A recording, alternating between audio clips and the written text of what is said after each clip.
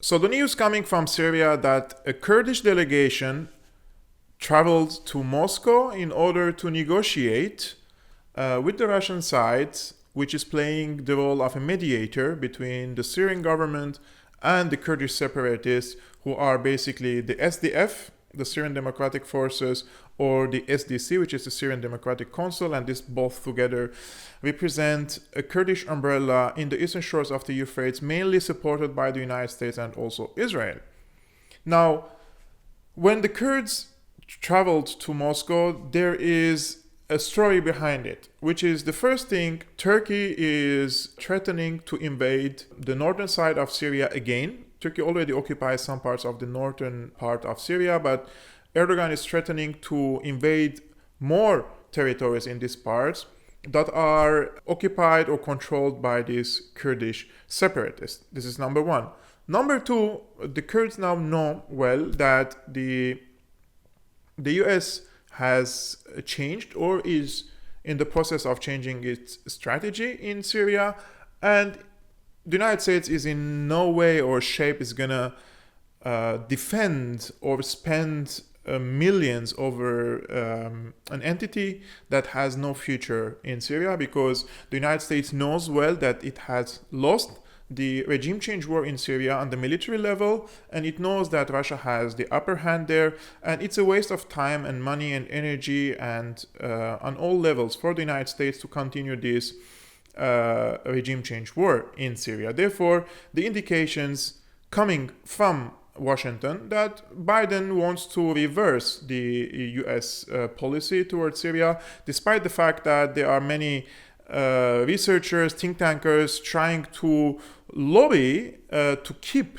the aggressive foreign policy of the United States from sanctions and from intervention in the Syrian domestic affairs. Why I'm making this video is not only to speak about whether or not the Kurds will make a deal with the Syrian government, but to elaborate how the United States aimed at dividing Syria from the beginning of the war. So the United States tried to divide Syria 3 times. The first time when the so-called revolution erupted from the southern part of Syria, namely from the governorate of Daraa, which is on the borders with Quneitra, and Quneitra is with the occupied Golan Heights that is occupied by the Israeli occupation forces. So it wasn't a coincidence that this so-called revolution erupted from Daraa, because for Israel, when Israel occupied the Golan Heights in 1967, they wanted to create a buffer zone in the Golan Heights to keep this zone as a military buffer zone between the Syrian army and the Israeli side, in order to repel any let's say, future potential offensive by the Syrian side to recapture the Golan Heights. The thing is, nowadays Israel isn't satisfied only with the Golan Heights, because it considers already the Golan Heights that is occupied by them as an Israeli territory. And they are building now settlements in the Golan Heights, trying to change the nature and the character and the identity of the Golan Heights. So for them, it seems that the Golan Heights is no more on the negotiation table from the Israeli perspective. Therefore, they wanted to create another buffer zone. This time, it's in Daraa, and it's in the Horan area. In Daraa, it happened through the so-called Free Syrian Army and all these so-called rebel groups. And in Horan, it happened through some Druze individuals or groups there, mainly affiliated to one of the leaders or one of the main leaders of the Druze community in Lebanon, Walid Jumblat. And Walid Jumblat is well known for being, at least in the past 15 years, on the side of the United States, on the side of Saudi Arabia, and it has participated very aggressively against all kinds of media and political and diplomatic campaigns against Syria. So the first attempt was through Daraa and through the Horan area. Now, both of these areas, the project in both of these areas is mainly foiled by the Syrian army. And the Syrian army is now in almost full control of the Darar governorate and some of the pockets left, but in general, the project is dead.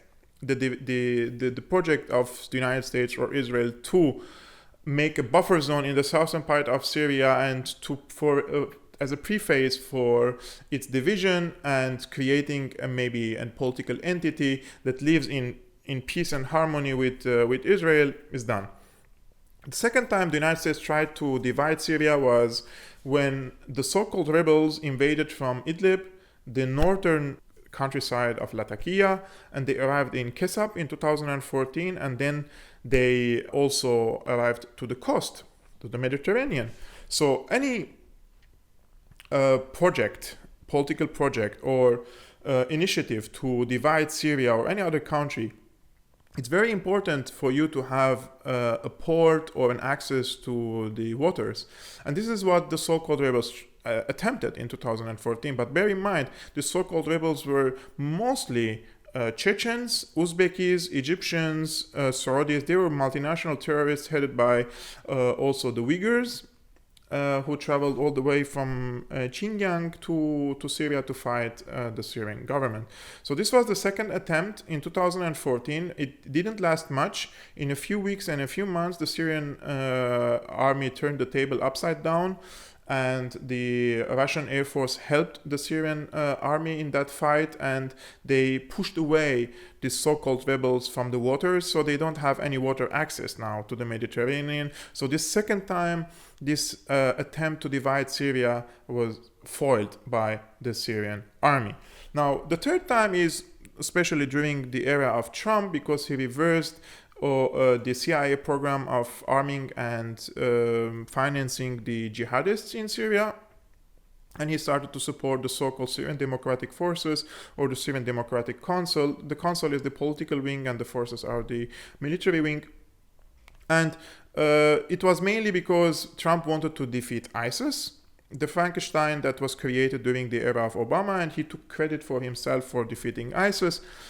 And after 4 years, when Biden came to power, as I mentioned at the beginning of this video, he started to reverse this strategy again towards Syria, and they have no more interest in investing so much money and political effort and diplomatic enmity with many regional and global powers in order to give, let's say, a part of Syria to... It's a long-term commitment for the United States. If they want to create a Kurdish entity over Syrian territories, that means this entity is first surrounded by a hostile environment. Turks are not going to accept it, Syrians are not going to accept it, Iraqis are not going to accept it. So it will be like an island surrounded by enemies. So the United States has to commit itself in keeping forces in Syria to protect this Kurdish island, let's say. So the United States doesn't want to do that.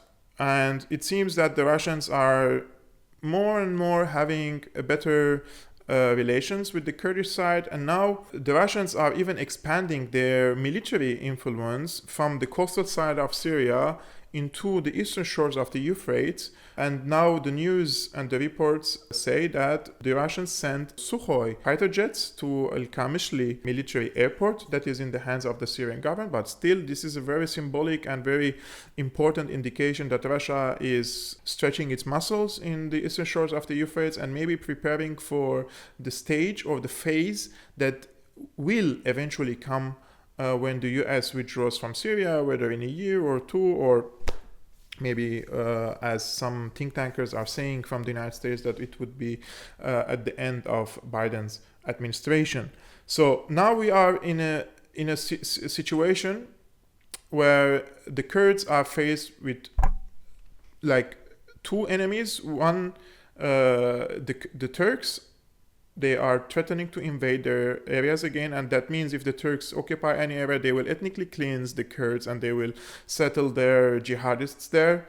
And the second is that the United States doesn't want to commit itself on a long term with the Kurds. So the least bitter option for the Kurds is now to talk to Damascus, and this is what I was trying, and many like me were trying to warn and educate the Kurdish side that, guys, at the end of the day, the United States is not going to keep forces in Syria, and you have to talk to Damascus.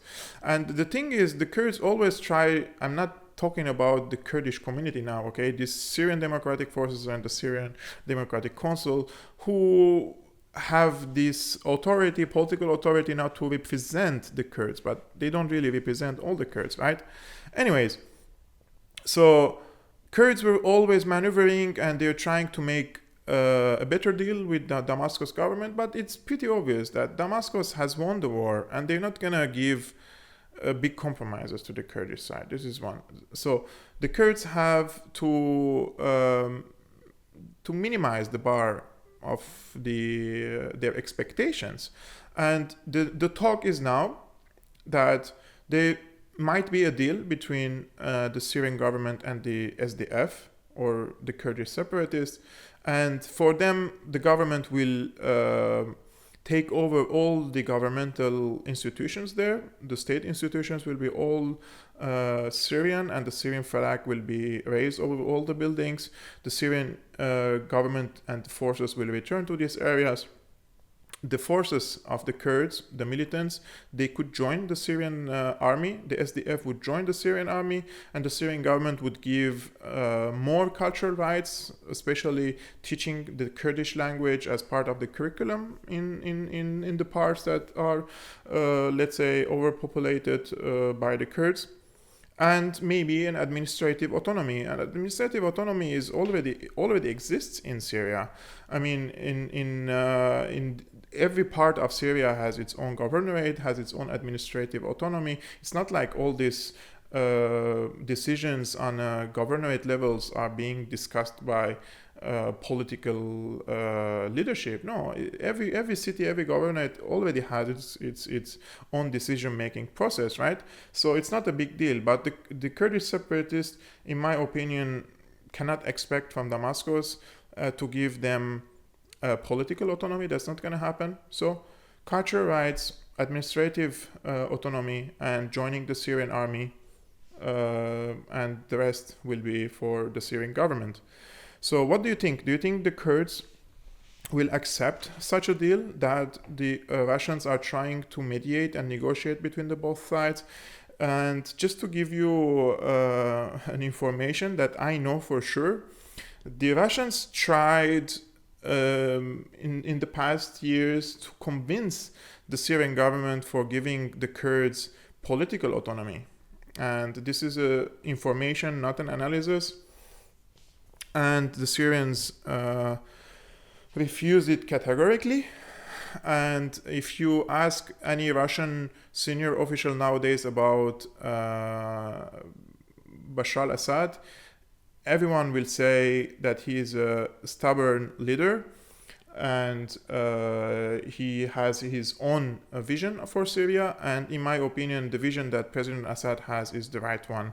And the Russians are allies, the Iranians are allies, but they don't know well the Syrian community and the Syrian society as much as Syrians do. I just wanted to let you know that while I'm speaking about the Kurdish separatist issue, that the co-chair of the so-called Syrian Democratic Council, Riad Darar, he said on Saturday, President Assad is the leader of Syria, and SDF and the Syrian Democratic Council has to act realistically and talk to Damascus. He also added that the SDF will join the Syrian army after the political settlement. So, do you think such a deal, the Russians will be able to strike such a deal between Damascus and the Kurds? And yeah, that was all. I tried to elaborate this developing, let's say, scenario in Syria. I hope you like it.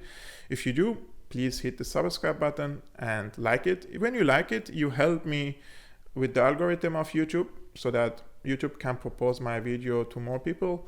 And if you want to support Syriana analysis financially, it's very easy. You can hit the link in the description below. There is patreon.com/Syriana analysis, and you can become a patron. It really helps me a lot. See you next time.